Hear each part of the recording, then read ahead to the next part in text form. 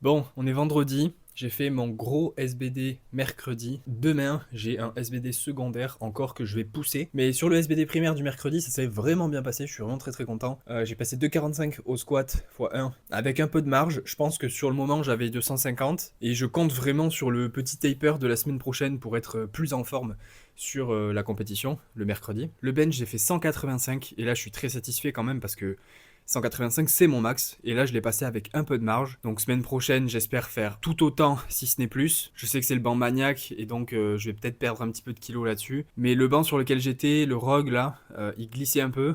Et du coup, je me dis, bon, bah, si je suis habitué à un banc qui glisse et que je fais quand même 185, ça reste de bon augure pour la compète, tu vois. Mais bon, en compète, il y a aussi les ordres. C'est pas forcément la même chose qu'à l'entraînement. Quand tu fais ta pause tout seul, à voir comment ça va se passer. Et sur le terre, je pense que le terre, c'est vraiment le mouvement sur lequel je me sens le mieux.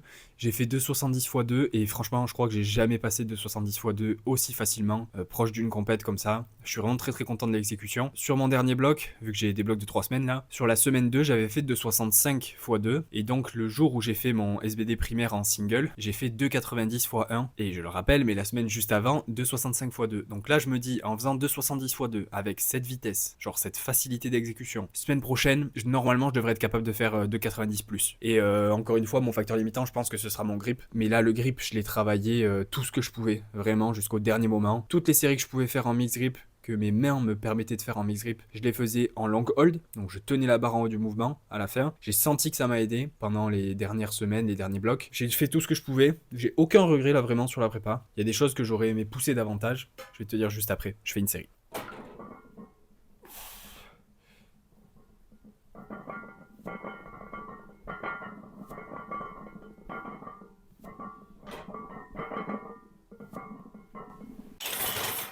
Ouais, en gros depuis mai-juin, j'ai des douleurs au genou et il y a eu des périodes sur lesquelles j'ai eu vraiment très mal et où carrément je pouvais plus squat sur des intensités challengeantes. Et d'autres périodes comme maintenant où j'ai encore les douleurs, mais ça ne m'empêche pas de squatter, de faire mes exos, etc. Mais par contre, ça me bride sur la quantité de travail que je pourrais faire ou que j'aurais voulu faire pour progresser davantage. C'est-à-dire que là, je peux aller sur des intensités élevées et je vais avoir quelques petites douleurs le lendemain ou le soir de la séance. Donc c'est comme si j'avais un pic de douleur après la séance et après ça redescend jusqu'à la prochaine. Et dès que j'ai une autre séance qui est très challengeante, j'ai de nouveau un petit pic de douleur et ça redescend. Et ça reste gérable, parce que j'ai décidé d'être prudent, entre guillemets, sur la quantité de travail que je faisais, pour éviter que les choses s'aggravent trop proche de la compète et que je ne puisse carrément pas squatter. Parce que ça m'est arrivé à une période où je me disais, ok, je m'en fous. Et bah, le problème, c'est que j'ai fait 2,25 x 2 à un moment donné, et après je pouvais plus marcher. C'est-à-dire que genre j'ai même pas pu terminer ma séance sur mon soulevé de terre, j'ai dû baisser les charges et derrière le lendemain, impossible de poser le pied sans avoir d'atroces douleurs, tu vois, genre du 8 sur 10, mais vraiment affreux. Et je sais que c'est pas un truc grave parce que je sais que c'est juste le tendon. Donc je me dis bon bah c'est pas grave, mais le fait que ce ne soit pas grave, ça m'enlève pas la douleur, tu vois. Et du coup, je pouvais pas m'entraîner par-dessus. Donc en ayant ce point de référence et en me disant, ok, quand je fais ça, quand j'y vais trop fort, je peux avoir des gros pics de douleur et carrément ça m'empêche de m'entraîner, je ne peux pas me permettre d'aller jusqu'à ce stade-là. Et il faut que je garde un niveau de douleur qui est tolérable, qui m'empêche pas de performer, si tu veux. Ça me bride un petit peu sur la quantité de travail que je peux faire. Donc je peux pas faire autant de séries que ce que je voudrais, je peux pas mettre autant d'intensité que ce que je voudrais, mais c'est surtout le nombre de séries avec le nombre de reps qui m'impacte. Parce qu'en soi, je peux quand même pousser lourd tant que c'est pas sur trop de séries de travail. Ouais, donc là dans la semaine, j'ai 9 séries de squats réparties sur 2 squats et j'ai une presse que je pousse pas mal. Et la presse, ben en fait, c'est limite le mouvement qui me permet de progresser le plus sur mon squat parce que je sens que j'ai beaucoup plus de peps dans les quads quand j'en fais. Sauf que c'est le mouvement qui me fait le plus mal au genou. Du coup, c'est le truc que je dois mitiger. Et à l'époque où j'avais pas ça à me soucier, ben en fait, j'avais l'impression de pouvoir pousser le monde, tu vois. Genre, je me sentais super bien sur mon mouvement, sur ma presse, sur mon squat. Là, maintenant que j'ai ces douleurs qui me brident un petit peu, je suis obligé de faire attention à ça. Et donc, je mets pas la même quantité de travail que ce que j'aurais voulu pour progresser du mieux que je peux. Là, je mets celle que je peux tolérer, mais qui peut me permettre d'atteindre mon meilleur niveau en même temps. Donc c'est un juste milieu à trouver. Encore que là, je suis vraiment très content parce que ça ne m'impacte pas sur mon soulevé de terre, alors qu'il y a une période, ça m'impactait sur mon soulevé de terre. Je pouvais même pas produire de la force sans me poser de questions sur mon terre. J'avais tendance même à shifter sur mon côté droit parce que mon côté gauche me faisait trop mal. Et donc le fait d'avoir choisi d'être prudent sur mon squat et sur la quantité de travail que je fais dessus, ça me permet de peut-être mieux exprimer ma force sur mon terre, tu vois, parce que j'ai pas de limitation dessus. Donc c'est pour ça que je pense que je me sens aussi bien, parce que j'ai pas de douleur qui me gêne et je peux vraiment forcer aussi fort que je peux, tu vois. J'aurais aimé avoir le corps en parfait état pour pouvoir pousser autant que je peux, mais c'est le cas de tout le monde en fait, genre tout le monde a ses petits pépins. Du coup, c'est pas une excuse ou quoi, c'est juste j'aurais bien aimé avoir un contexte différent, mais tout le monde aimerait être en bonne santé pour pouvoir pousser aussi fort qu'il peut. like I'm floating through the air. The pain I felt is paid for, all is said and done. Après, il y a évidemment les autres douleurs de fin de prépa classiques, hein. C'est-à-dire que j'ai un peu mal au dos, j'ai un peu mal à l'épaule, un peu sur l'insertion du pec, et à droite, c'est un peu différent, c'est dans l'épaule. Genre, si je me suspends en traction, ça me fait vraiment mal. Bon, tu vas me dire, on s'en fout, parce que tu te suspends pas en traction sur l'entraînement SBD. Et c'est vrai. Donc, ça me gêne pas plus que ça. Et le dos, par exemple, sur ma séance SBD primaire, là, que j'ai faite mercredi, j'ai fait mon squat. Ça commençait à tirer de fatigue, de congestion, de contracture, tu vois. Ça tirait gentiment. Et du coup, je me fais des petits étirements passifs entre mon squat, mon terre. En fait, si tu veux, les étirements passifs, ça va pas changer les dégâts structurels que je vais avoir au niveau du dos. Ça va pas me faire guérir, mais par contre, ça va changer le signal de douleur que je vais avoir sur le moment. Donc, si je me fais un petit étirement passif avant de faire une série de travail pendant genre, je sais pas, 1 minute 30, tu vois, et que je fais de grandes expirations profondes, ça me permet de me détendre, en gros. Et du coup, les sensations de tension que j'ai dans le dos sont moindres quand je fais mes séries de travail. Et donc, ça me permet d'être un petit peu plus libre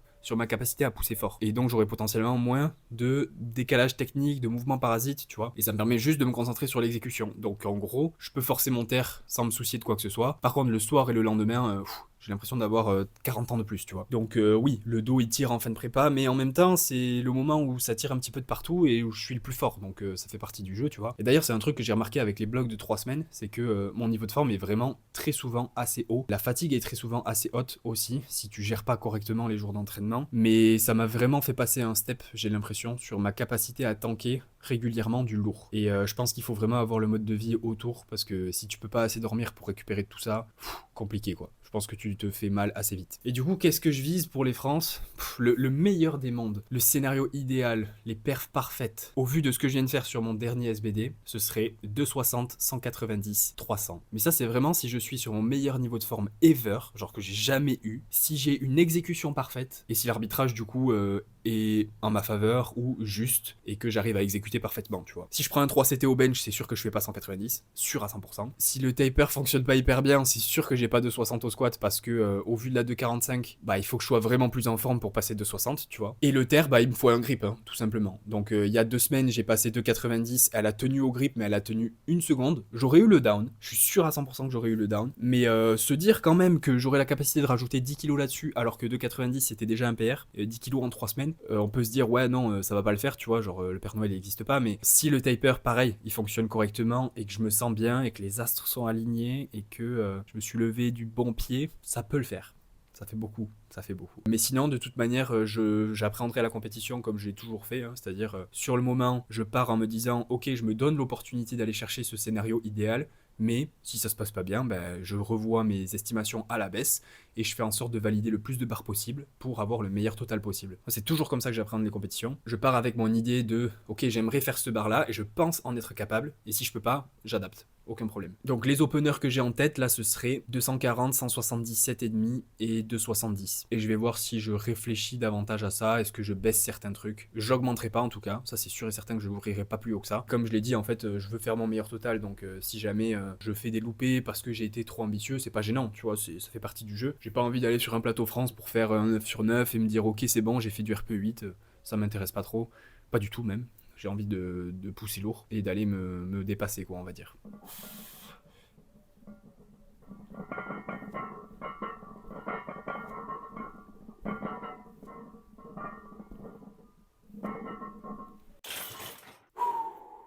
Ah, le cardio. Et donc, après la comp, je pense que je vais prendre un petit peu de temps pour récupérer. Je vais retourner rapidement à l'entraînement. Mais je sens que le corps, il a besoin d'un peu de repos, du repos relatif. Tu vois, ça veut pas dire rester sur le canapé et rien foutre pendant 2 mois.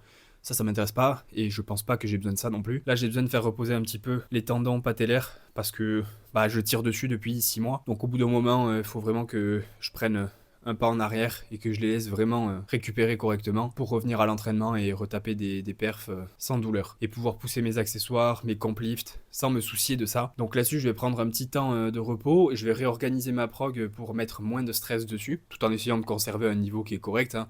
Pas conserver ma top end, tu vois, je veux pas conserver 250 au squat, mais m'entraîner relativement lourd tout en permettant aux structures de récupérer. Je vais faire pareil pour le pec et pour le bench, donc peut-être baisser un petit peu ma spécificité au bench, en enlever un petit peu, parce que là j'ai 5 bench semaine et ça fonctionne extrêmement bien. Je reviendrai là-dessus dès que je serai en mode je veux reperformer sur le bench, ça y a aucun doute, mais il y a des périodes dans lesquelles je pense que là c'est important de baisser la spécificité et la quantité de travail que j'ai dessus, parce que j'ai quand même 25 séries de bench par semaine, et certes il y en a 3 qui sont très faciles, très sub-max comme celui-là, mais mon facile ça reste 140, tu vois, donc ça reste une charge qui est conséquente dans les mains, pour les épaules, pour les pecs, tout ça. Et du coup, je pense qu'au bout d'un moment, il faut quand même essayer de récupérer. Le terre, je vais voir, parce que le terre, j'ai pas de problème dessus. Mais en tout cas, ce qui est sûr, c'est que je veux mettre l'accent sur d'autres choses pour l'année prochaine, et pendant plusieurs mois, je pense. J'avais déjà parlé vite fait que j'aurais bien aimé faire une quête secondaire de grand écart. Donc, je vais essayer de mettre l'accent sur la souplesse. Ça n'a rien à voir avec la force, mais c'est un truc qui me fait kiffer, que j'ai jamais réussi à atteindre vraiment. Et j'ai envie, juste, de faire ça. Donc, je vais le faire. Et j'ai bien envie de mettre davantage de traction.